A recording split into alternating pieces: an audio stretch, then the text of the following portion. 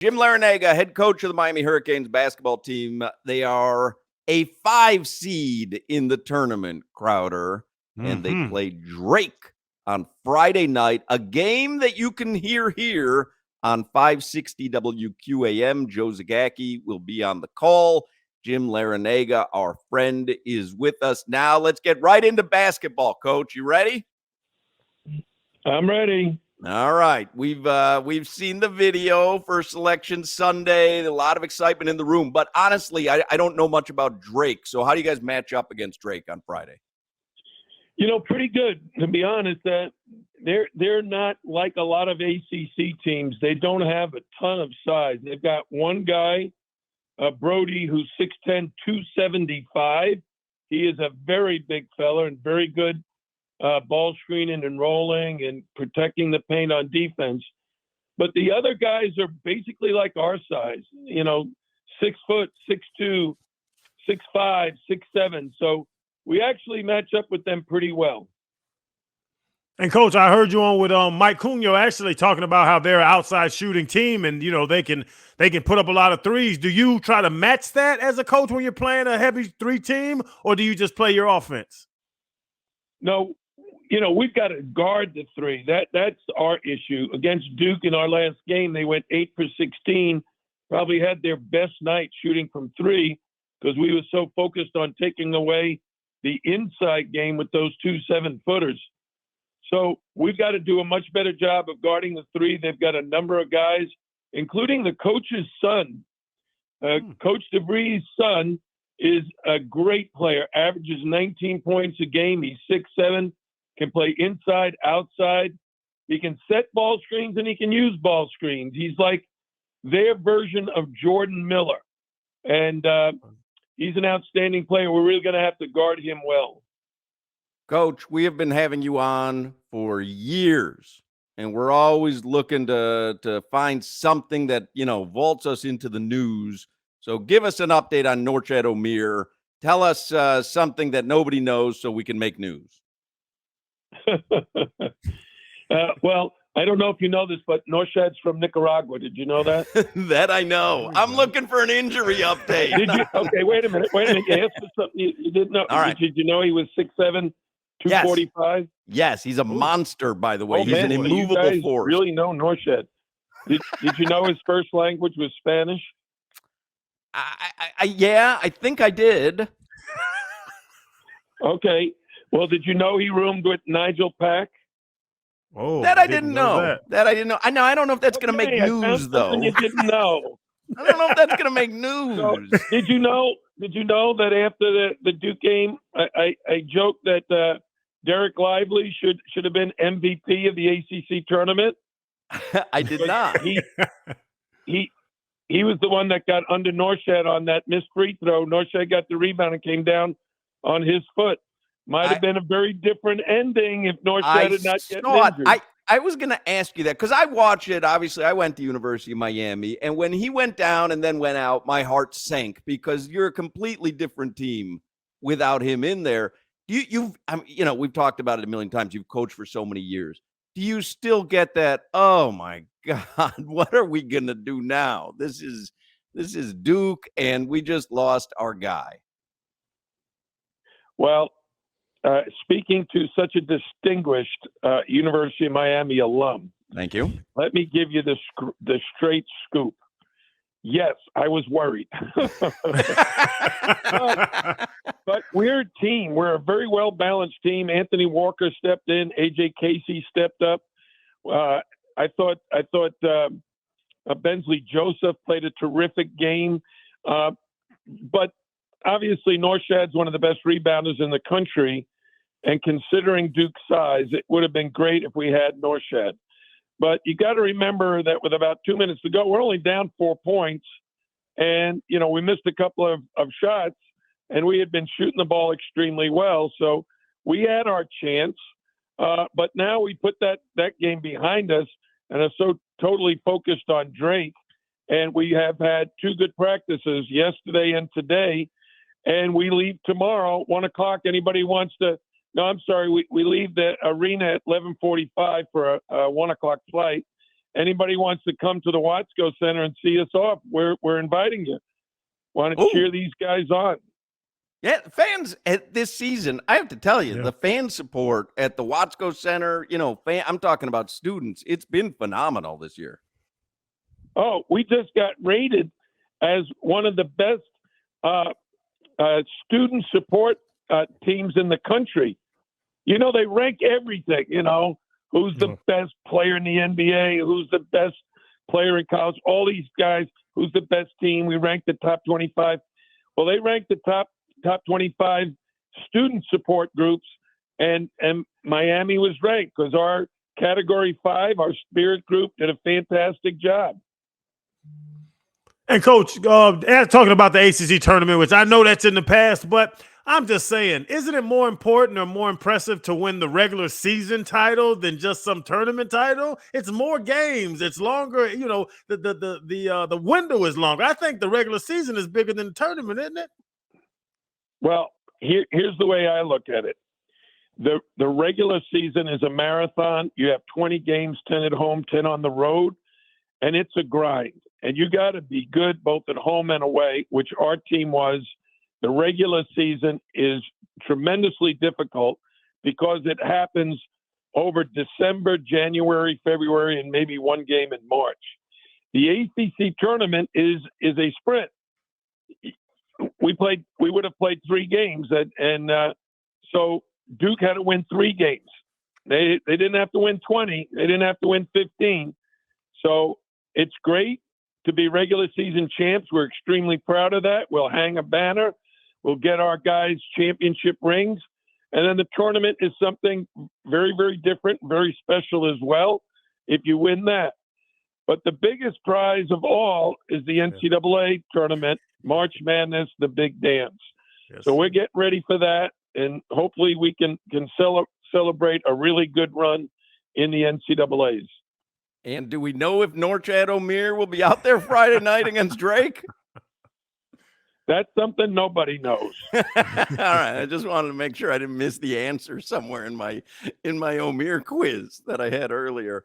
Jim Larrañaga is with us, head coach of the Miami Hurricanes. Don't forget, you can hear the game right here Friday night, 560 WQAM. The game is on TBS if you want to watch it on TV. Last year, you go to the Elite Eight, and it was kind of a surprise, I think, to a lot of March Madness fans. But I don't think UM is a surprise team this year. I think people know how talented this team is. So does that change the way you go into the tournament when you're not kind of just skating under the radar?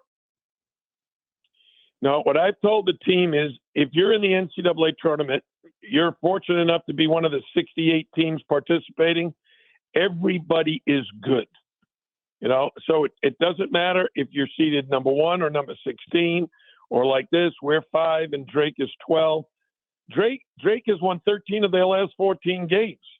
They just won their conference tournament, and their best player was the MVP. This team is on a roll, and they are going to be tremendous competition for us. And we're going to have to play our best basketball at both ends of the court if we're going to be successful.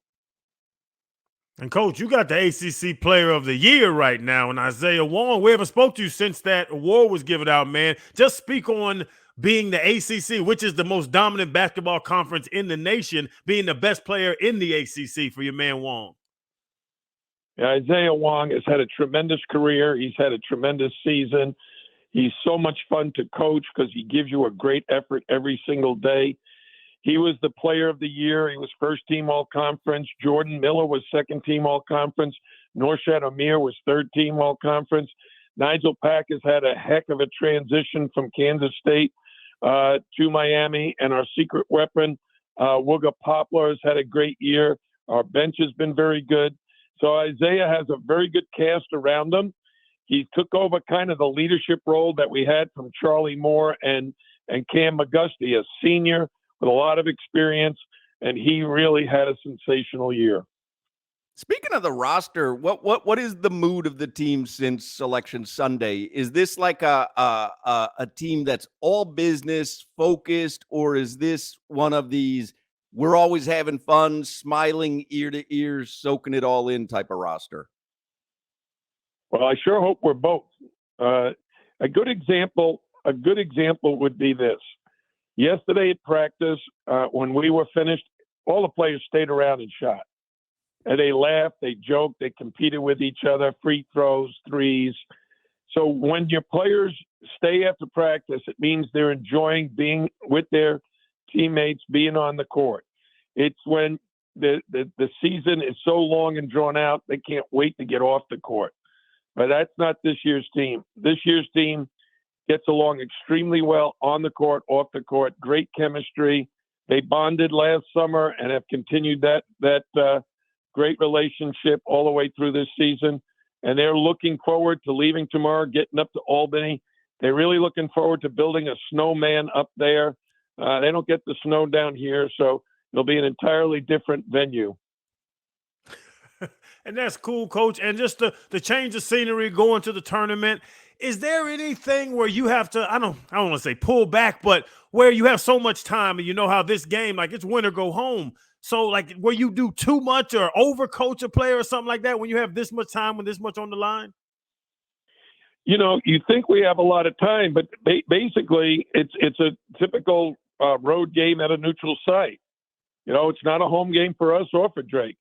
We leave tomorrow. We won't get up there until the evening. We'll have a team dinner and go to bed. The next day, we'll have a shoot around at the arena that we're playing in. We'll do a walkthrough over at Siena College to cover things we don't want to show in public because the shoot around in the arena is open to the public. And then on Friday, it's very much game day. We get up in the morning, we go over a few things at the shoot around, and then we play at 7:25. Are you good with the 7:25 start? Because it could have been noon, it could have been 2. Do you like the night start? Because I guess that's more traditional. I'm excited that it's Friday and it's in the evening. Yeah. Because one of the things I never did like, we've played on a Thursday morning, and it's like the tournament hasn't even begun yet, and you're out of it if you lose. So here we'll get a chance to maybe watch some games, get familiar with the other brackets, and hopefully we'll play well on Friday in advance. Jim Larrañaga, head coach of the Miami Hurricanes. I want to shout out one thing. I saw this on social media. UM is one of 11 schools across the country who have both the men's and women's team in March Madness. And it is a testament to you and Coach Katie Meyer, who's joining us tomorrow on the show. The Hurricanes cannot be slept on when it comes to high-level college basketball. So that's a pretty cool little factoid that men's and women's, only 11 schools in the entire country. Well, guys, I am very, very proud of being associated with the University of Miami Athletic Department and University. It's a great school. We got great support, and we're just looking forward to competing.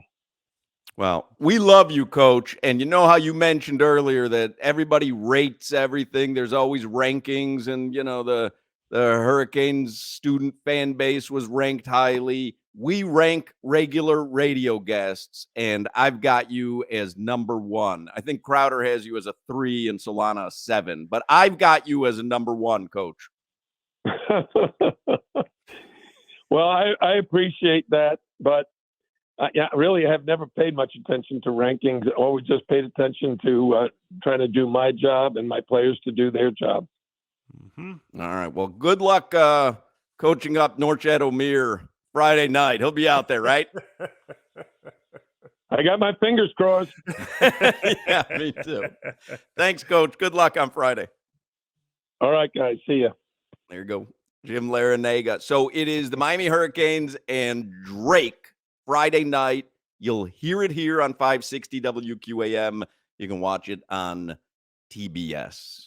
I think he's top 3 for our show, isn't he?